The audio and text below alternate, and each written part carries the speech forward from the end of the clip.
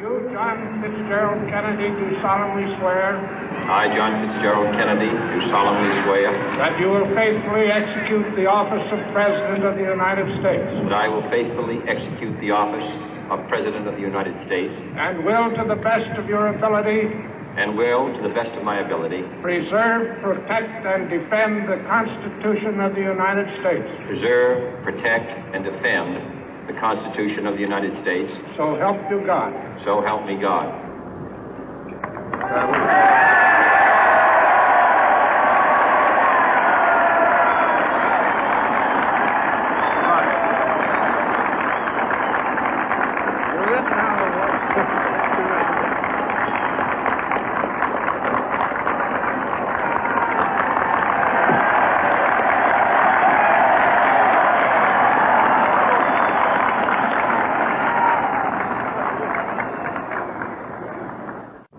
Vice President Johnson, Mr. Speaker, Mr. Chief Justice, President Eisenhower, Vice President Nixon, President Truman, Reverend clergy, fellow citizens. We observe today not a victory of party, but a celebration of freedom, symbolizing an end as well as a beginning, signifying renewal as well as change. For I have sworn before you and Almighty God the same solemn oath our forebears prescribed nearly a century and 3/4 ago. The world is very different now, for man holds in his mortal hands the power to abolish all forms of human poverty and all forms of human life. And yet the same revolutionary beliefs for which our forebears fought are still at issue around the globe. The belief that the rights of man come not from the generosity of the state, but from the hand of God. We dare not forget today that we are the heirs of that first revolution. Let the word go forth from this time and place to friend and foe alike that the torch has been passed to a new generation of Americans born in this century, tempered by war, disciplined by a hard and bitter peace, proud of our ancient heritage, and unwilling to witness or permit the slow undoing of those human rights to which this nation has always been committed and to which we are committed today at home and around the world.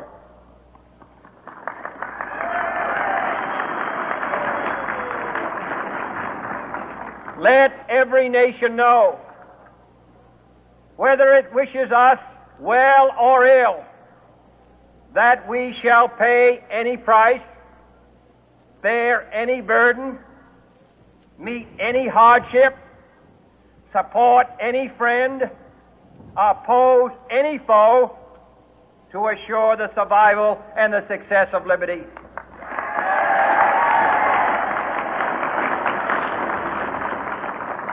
This much we pledge and more.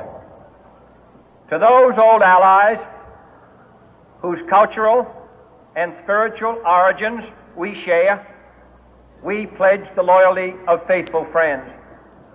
United, there is little we cannot do in a host of cooperative ventures.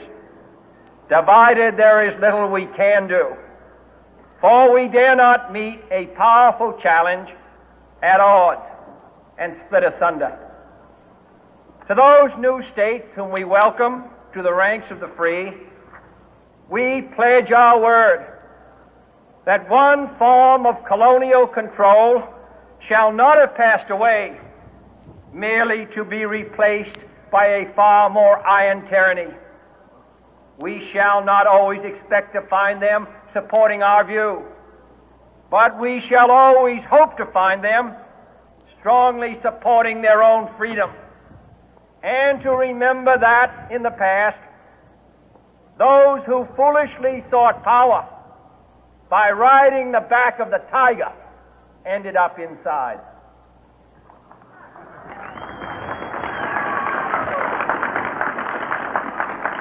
To those people in the huts and villages of half the globe struggling to break the bonds of mass misery, we pledge our best efforts to help them help themselves for whatever period is required, not because the communists may be doing it, not because we seek their votes, but because it is right. If a free society cannot help the many who are poor, it cannot save the few who are rich.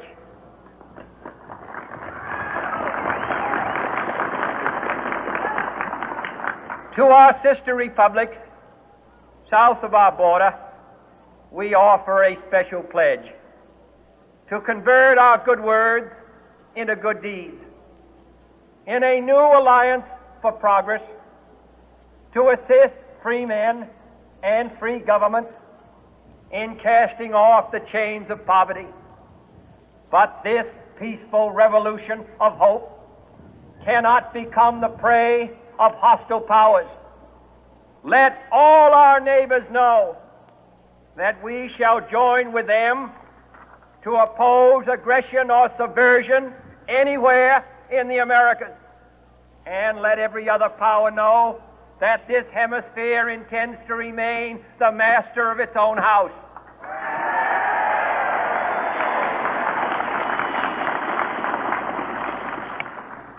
To that World Assembly of Sovereign States, the United Nations, our last best hope, in an age where the instruments of war have far outpaced the instruments of peace, we renew our pledge of support to prevent it from becoming merely a forum for invective, to strengthen its shield of the new and the weak, and to enlarge the area in which its writ may run.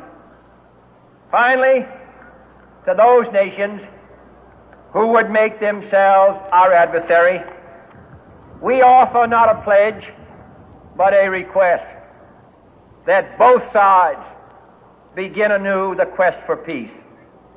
Before the dark powers of destruction, unleashed by science, engulf all humanity in planned or accidental self-destruction, we dare not tempt them with weakness, for only when our arms are sufficient beyond doubt can we be certain beyond doubt that they will never be employed. But neither can two great and powerful groups of nations take comfort from our present course, both sides overburdened by the cost of modern weapons, both rightly alarmed by the steady spread of the deadly atom, yet both racing to alter that uncertain balance of terror that stays the hand of mankind's final war. So let us begin anew, remembering on both sides that civility is not a sign of weakness, and sincerity is always subject to proof. Let us never negotiate out of fear, but let us never fear to negotiate.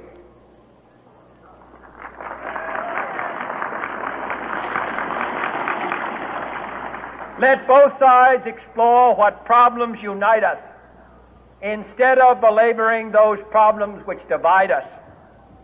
Let both sides, for the first time, formulate serious and precise proposals for the inspection and control of arms, and bring the absolute power to destroy other nations under the absolute control of all nations.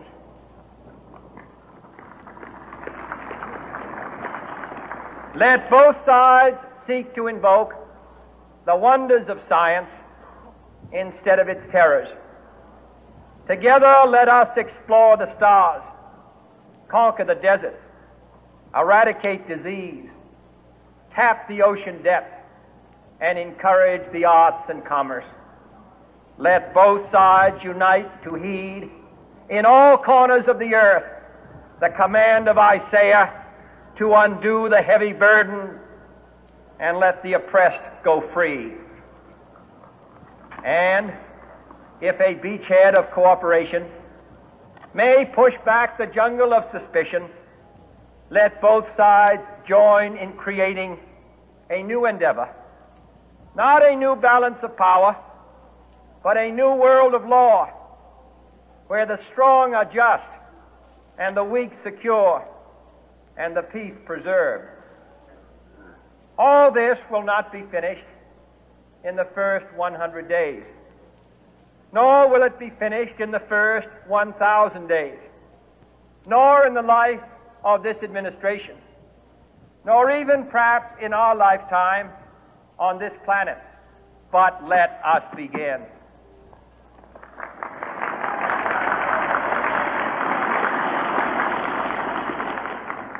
In your hands, my fellow citizens, more than mine, will rest the final success or failure of our course. Since this country was founded, each generation of Americans has been summoned to give testimony to its national loyalty. The graves of young Americans who answered the call to service surround the globe. Now the trumpet summons us again, not as a call to bear arms, though arms we need, not as a call to battle, though in battle we are, but a call to bear the burden of a long twilight struggle, year in and year out, rejoicing in hope, patient in tribulation, a struggle against the common enemies of man, tyranny, poverty, disease, and war itself. Can we forge against these enemies a grand and global alliance, north and south, east and west, that can assure a more fruitful life for all mankind? Will you join in that historic effort?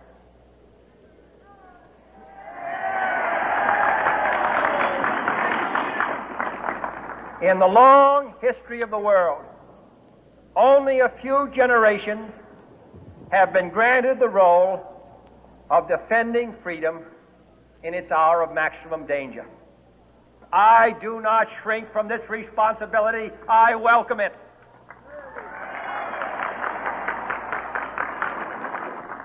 I do not believe that any of us would exchange places with any other people or any other generation. The energy, the faith, the devotion which we bring to this endeavor will light our country and all who serve it. And the glow from that fire can truly light the world. And so, my fellow Americans, ask not what your country can do for you, ask what you can do for your country.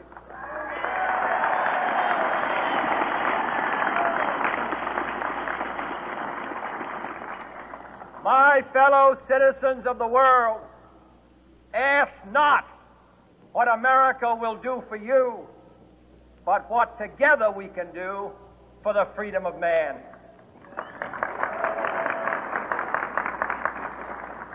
Finally, whether you are citizens of America or citizens of the world, ask of us here the same high standards of strength and sacrifice which we ask of you. With a good conscience, our only sure reward, with history the final judge of our deeds, let us go forth to lead the land we love, asking His blessing and His help, but knowing that here on earth, God's work must truly be our own.